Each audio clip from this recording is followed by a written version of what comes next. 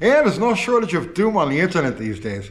It's just like back in the newspaper era. If it bleeds, it leads. So literally, like every other video you click on, everything you see is like, the giant asteroid's coming, it's gonna mess up everybody's hair. But if you've been around for any amount of time, you know that the vast, vast majority of them turn out to be nothing burgers. And when they first started talking about the first brand's bankruptcy, sometime last summer, I was like, yeah, that doesn't mean anything. It's a Chapter 11 bankruptcy, and now I'm not a lawyer by any stretch of the imagination, but I know that Chapter 11 is one of those tactics that businesses use to just reset things. But this last week, I heard that Chapter 11 has become a Chapter 7. And again, I'm no lawyer, but as far as I know, Chapter 7 means liquidation. It's done. This can be a problem, and this is something I think you need to be aware of if you're in the world of classic collector / vintage cars. Because some of the names that are involved in this that are going to cease to exist, or cease to exist now, this is going to affect us. It's going to affect the availability of parts, and it's going to affect the price of parts. Because keep this in mind as I go through this list. One of the things that keeps prices in check is competition. Big names in any given arena deal in volume, and so they keep their prices down. And because they keep their prices down, the competition also has to keep their prices down. When a big name drops out of a field, any one of them, it gives the other ones, the remaining players, an excuse, a reason to jack up prices. This is going to happen across the board with auto parts as a direct result of this. And also, some of the things that we've taken for granted as just being completely available all the time are not going to be available all the time. Some of these are legacy companies, and they've been around for a long time. They were producing parts for the mainstream market back in the 60s and the 70s and the 80s. And so they already had the tooling, they already had everything that they needed to keep producing parts for those vehicles. Common replacement parts, common wear parts. A company that came along after that era, let's say companies that started in the 1990s, the early 2000s, they don't have any of that legacy tooling. So it's not likely they're going to start producing parts for such a small market like collector, vintage, classic cars. So when some of these names disappear, some of the commonly available, common use items that we need on a regular are going to disappear with them. So here's just a partial list. I did a quick search, right? Now, because I know there are a lot of names involved, a lot of very well-known names involved in this, but I just did a quick search and just scratching the surface. Let's talk about some of these brands, okay? So Fram is gone. Now, I know in recent years, Fram has had a bit of a reputation, had a bad reputation, oil filters and whatnot. But the point is, they're big, they cover everything. And when Fram goes away, well, it not only does a direct source of some of the filters that we use on 1960s cars, 70s cars, that goes away, but also the price in general is now going to rise. Because big name that keeps the prices down, gone. When the mice is away, when the mouse is dead, when the cat's dead, the mice will play. Well, the cat's dead in filtration. Wipers, Trico. Now, Trico, I can get Trico wipers for just about everything I have, going back to the 1960s. I don't know if those same easy replacements are going to be available, and especially at the prices that we're accustomed to paying for them. Again, you go back to it's a legacy brand that was producing wiper arms for 1960s cars, wiper blades.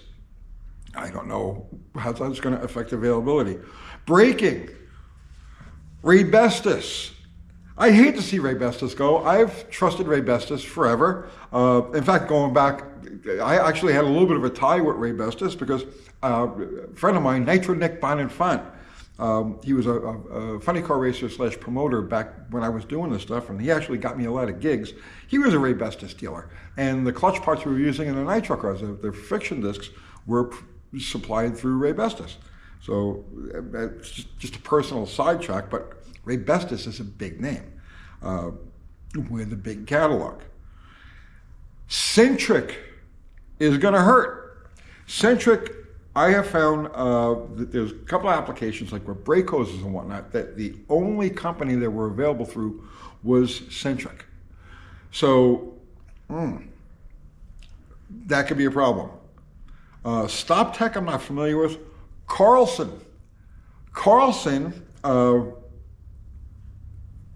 makes rebuild kits for like master cylinders, wheel cylinders, brake hardware kits, all of the small bits and pieces. They're gone. They're gone because I could go online, or I can go to any auto parts store and get a Carlson rebuild kit or a Carlson spring kit, hardware kit for any of these older cars. I don't know if anybody is going to replace or take the place of Carlson.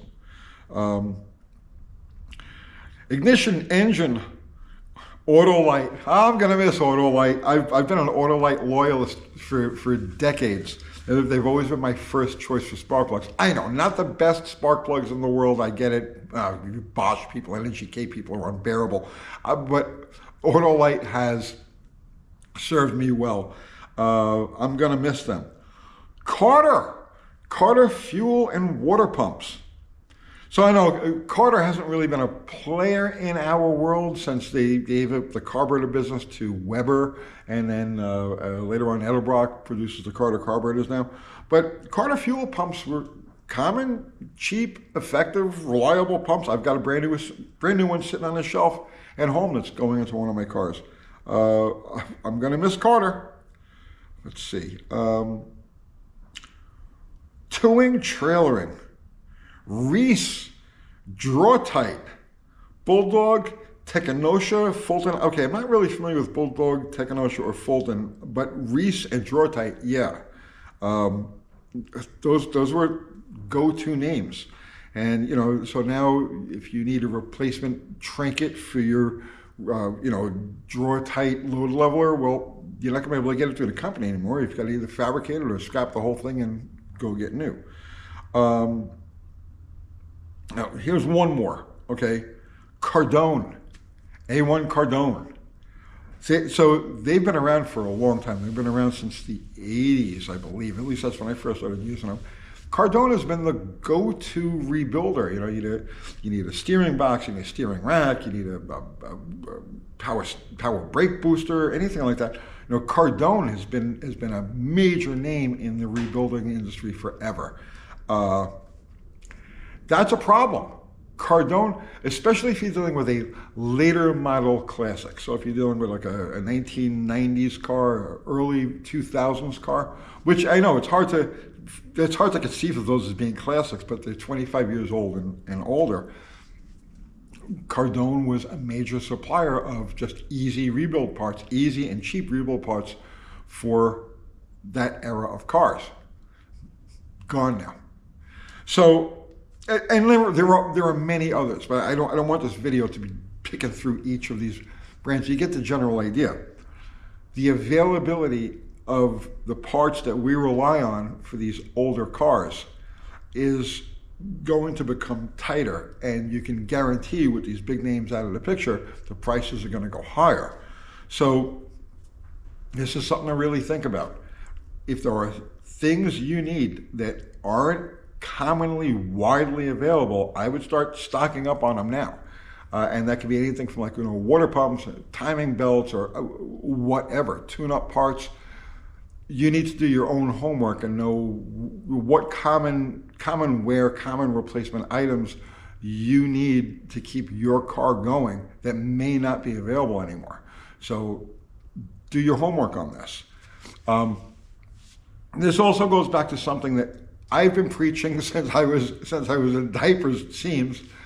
But it's worth repeating. If you're just getting into this world of classic collector vintage cars, always try to stick with the more common nameplates or the most common models. And I get it. I know that 67 Tornado is just screaming your name, but there's a lot of one-off parts on there. AMCs and I just name things that I consider to be exotic. They're not Lamborghinis, not that kind of exotic, but exotic in that they weren't really the norm. They weren't the average car, the average mass-produced car in their day. They were limited production. They were very specialty cars. A lot of your luxury cars in that period of time, and a lot of just limited production cars. I would try, and this goes not only from cars from that era, but all the way through. Like, you may have a hard time getting parts for your Mercure XR4 Ti, or if you're just getting into this, try to stick with the more common mass-produced vehicles. Even if the big companies go out, you're still going to have small mom and pop operations that will keep producing parts for this.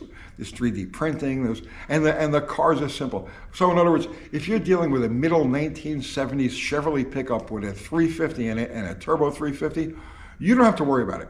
You will be in parts for all of eternity, no problem. But if you're dealing in the later model stuff, let's say OBD2 era, 1990s, late 1990s into the early 2000s, there's going to be some serious issues. If you have a later model car or a limited production type of car and there are parts available for it right now, buying those parts is an investment. And it doesn't matter what it is. Commonly used sensors, belts, pumps, any of that. I know that if I'm looking at, let's say, a later model classic type of car, where parts availability is questionable, it would mean a great deal to me for you to open up the trunk during the sale and for me to see a full range of replacement parts for it, common replacement parts, tune-up parts, sensors, ball joints, things like that. It's something to think about. One other thing I want to talk about too, real quick, and that's this whole thing with private equity firms buying up, creating these conglomerates. One big name that buys up all of the smaller names, and now they all work together. And yes, on paper, it seems like it's a great deal because they're all going to share resources, and it raises the profitability of everything across the board. But it also opens the doors to all sorts of shenanigans, just mind-blowing things that can't possibly be legal, but they are. And so these companies get away with all sorts of crazy stuff, which is what happened with First Brands. It's so crazy, I can't even wrap my head around the things that were going on that led to this bankruptcy. But in the world of muscle cars, classic cars, vintage cars, hot rods, that sort of stuff, you've got two companies that control a huge amount of the aftermarket. You've got Holley and you've got Edelbrock. And the same exact situation that happened here with First Brands and all of these other, more common parts suppliers can happen with them. Keep this in mind as you look at aftermarket parts or as you're building a car, truck, whatever it is. There's a difference between customer service and customer support. Okay? Customer service is to make sure you're happy with your purchase. Oh, it came indented. Oh, we'll send you another one. Great, that's good customer service. Customer support is another thing entirely. And when you're dealing with a lot of these more elaborate things, let's say fuel injection systems, ignition systems, I'm just scratching the surface. Just a broad idea.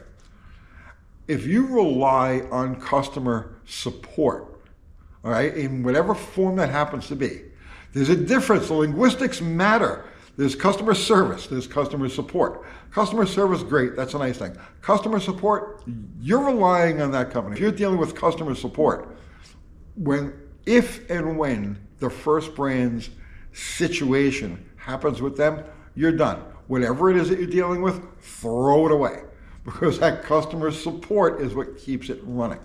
Yeah, there's a lot to this. The landscape is changing. And I gotta throw this one other thing in here too, because you say conspiracy, right? I'm the #1 conspiracy guy. I've been all along, and I've been right all along, but that's besides the point. My timing isn't perfect. I'm usually about 10 years ahead of my time. But conspiracy. I find it odd that this private equity First Brands bought up all of these common names, these household names in parts supply that keep older cars on the road. And at the same exact time, you've got all of these manufacturers, the big manufacturers, General Motors and Ford and Stellantis, and they're all, for the last couple of years, turning out disposable crap. And the tide has turned in terms of public opinion, where people are saying, yeah, you know what? I'm not going to buy a new car. I'm going to go find a 2005 whatever. I'm going to go find a 2010 whatever that doesn't have the big screen and doesn't have all of this tech. I'm going to go buy a 1990 V8 something that'll go 500,000 miles with just basic repair. At the same time, the general public is becoming aware of just how bad the new products have become. Suddenly, the common, easy supply of parts for those older cars that the general public is starting to look at fondly, suddenly the parts supply for those is cut off at the knees with this First Brand thing. Isn't that funny? Nah, nobody can ever be that nefarious. I'll see you tomorrow.